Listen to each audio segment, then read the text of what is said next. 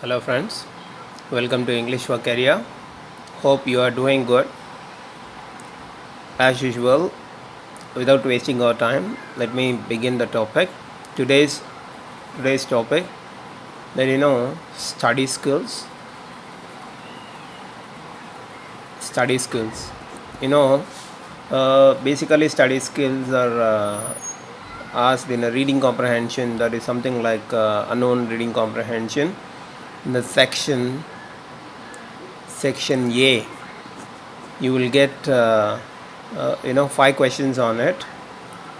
Question number 11 to 15. So total 5 questions are asked on study skills. So what do you mean by study skills? Study skills means there will be a graph or a paragraph, or a table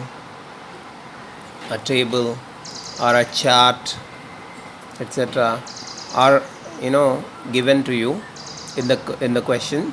There you need to read this carefully, and after reading and getting the information, there will be an information pasted on this graph, para, table or chart, whatever it may be, and you need to read that information carefully. And after reading the information, or observing the para, or observing the chart, graph, whatever it may be, and the calculations and numbers, data on that particular table or graph or chart, then you will be asked 5 questions. Most of the time 2 questions will be WH word questions, and remaining 3 questions on MCQs. Through MCQs are asked. MCQ means multiple choice questions are asked. And for this you are going to have 5 questions, in the sense 5 into 2 is equal to 10 marks. So these 5 questions are going to give you 10 marks. Now, how to observe, how to get good marks or score well in this particular section, that is our topic today. So what is that? How to get good score, or how to score well in study skills. That is question number 11 to 15. So there are some tips I am going to give in this section. Dear friends, in this study skills, there is a very, very important thing that you need to observe. The study skills are tested based on the data what is given in the graph or table or chart or an unknown para. So what happens here, since these are not from your textbook, or sometimes there will be assumption made through the textbook data, then what happens, there is a very easy way to answer these questions, that the graph itself gives you a lot of information to answer, or the table itself gives you a lot of information, and for that how you actually have to study is a very big point here. Right, let me see. For example, suppose I have a graph. Then remember, the title of the graph is very, very important, and you definitely get one question on this title. And if there is a possibility, you also observe the source. Sometimes you will get question on source also. You find this source just below your graph, or just below your chart, just below your table. So what happens here? These 2 questions are very commonly asked in this particular section. And one more point, observe very carefully what is highest and what is lowest. This also, there is a possibility of questioning in this kind of in this kind of section.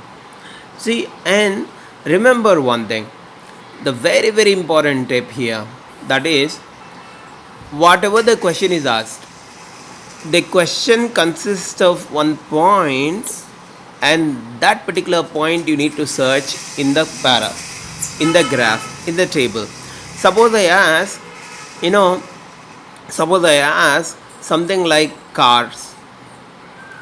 So maximum cars sold in the year. Suppose 1990, here 2000, and here something we have 1991. So what happened here? See, these are the sales of the cars. Now what happened? Which is the highest number, maximum cars sold? So maximum in the sense, see the graph itself very clearly tells you that this part is a maximum sale happened. So then 1990 will be your answer, right? Like that, maximum, minimum are the basic questions you will get in this particular set of pattern. Second one, remember whatever asked in the question, that part you need to search in the passage or search in the table, search in the graph, search in the chat. Then that part you need to observe, you will get the answer. For example, which which year which year has 9.9.5 sale. Now imagine this is 10 and this is 20 and this is 40. Now here 9.5 sale. Here we have 1990, 1991 to 2000. So 9 point means 10 to just below. So we find only here. So then 1991 will be your answer. Like that. Very easy. Let us go with one example. First, let me show you which are the parts that you actually have to observe. First, the title. This is title. Title is very very important because, as I said, there is a chance of getting questions on title and source, right? These two are very important. See, source, you definitely find source something like this, and you definitely find the title of the chart or chart or graph, whatever it may be. So then what is the title? Death rate of COVID-19 patients with pre-existing conditions. Pre-existing conditions. So already something there. On that, how much death rate is notified or observed in COVID-19 case. So let it be. So what is that? Death rate 2, 4%, 6%, 8, 20, 10, 12, 14. That is the death rate percentage. Now first, heart disease 10.5%. Right, diabetes 7.3%, chronic respiratory diseases 6.3%, high blood pressure 6%, cancer 5.6%, and none.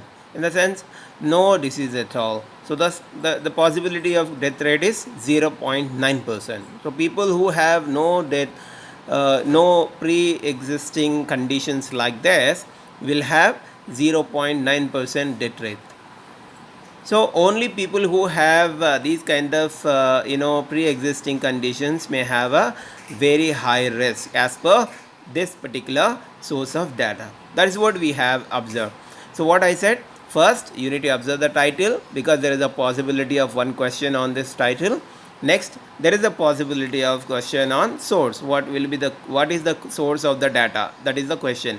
So the source of the data is Chinese Center for Disease Control and Prevention. And what is the graph talks about? Then your answer is title. What shows? What are the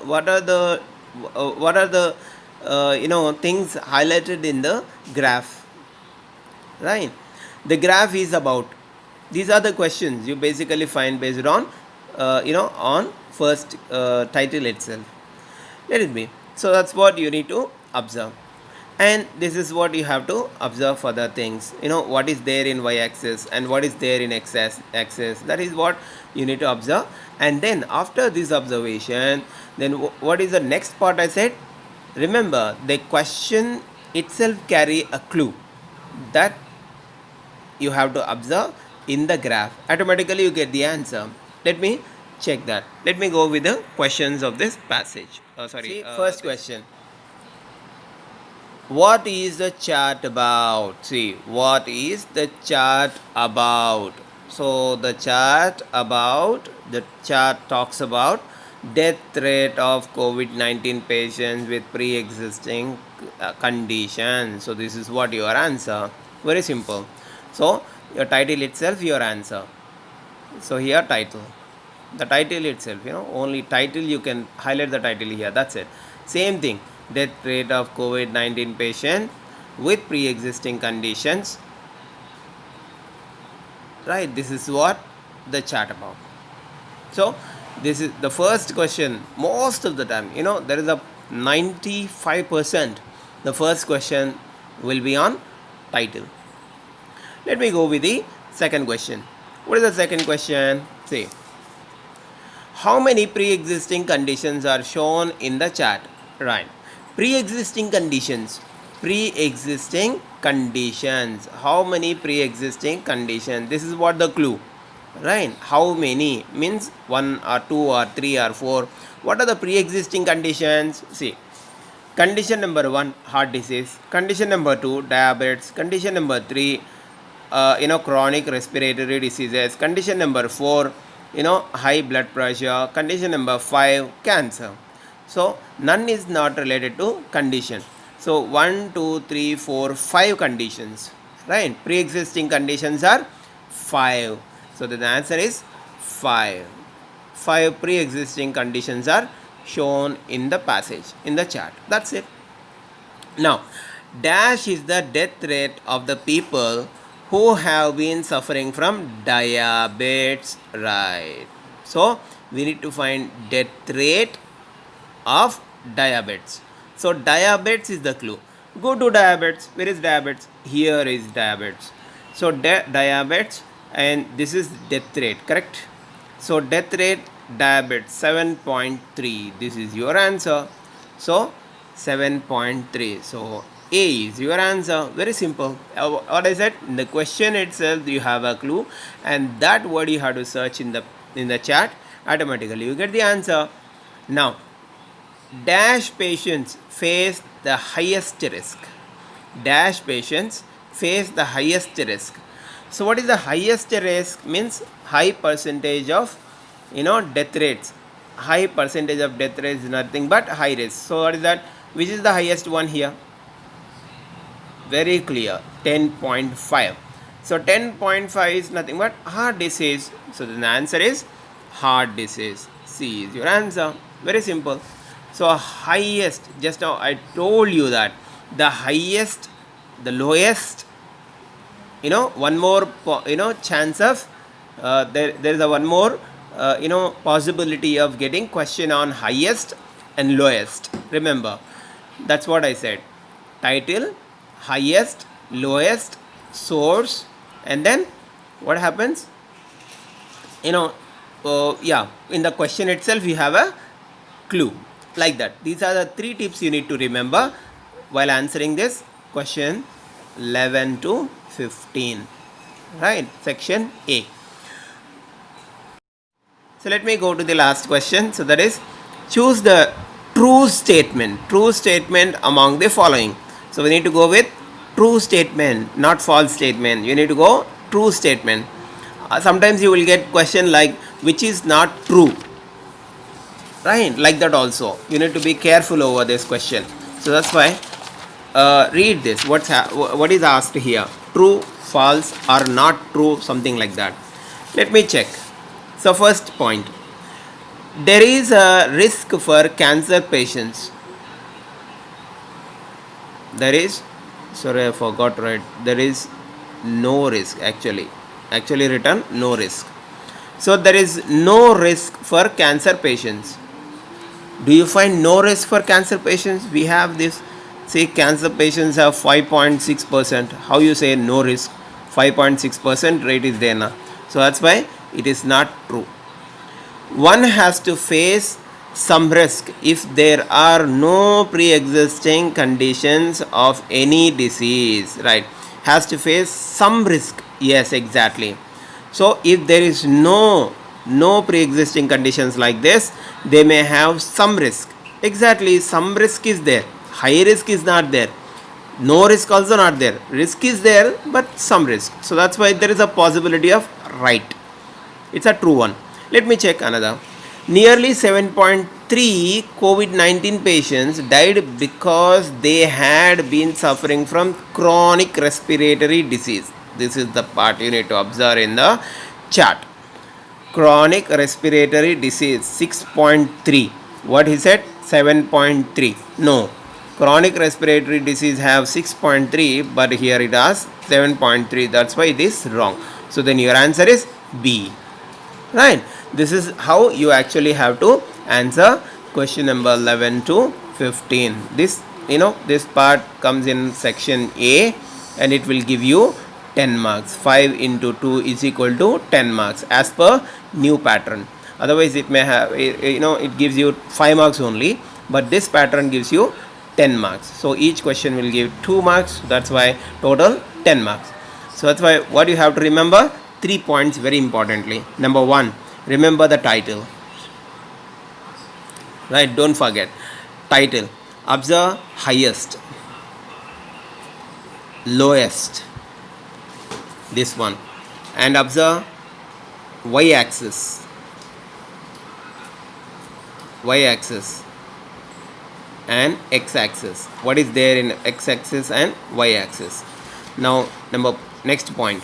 What do you have to observe here? Next point, that is source of the data, where it has been taken from. Right? So more, and last clue, what I said, in the question itself there will be a point, and that what you have to search in the graph or chart. That will, if you observe that particular point, you will definitely get your answer. So these are the very important and easy tips you have to remember while answering 11 to 15 questions. Right? Hope you have understood this, and easy to score well. And if you observe this very carefully, if not, please watch the video again. You can understand, and you will get 10 marks for this question answering these questions. So then, thank you very much. We will meet in the next video. Like it, share it, and comment it. Thank you very much. Have a nice day.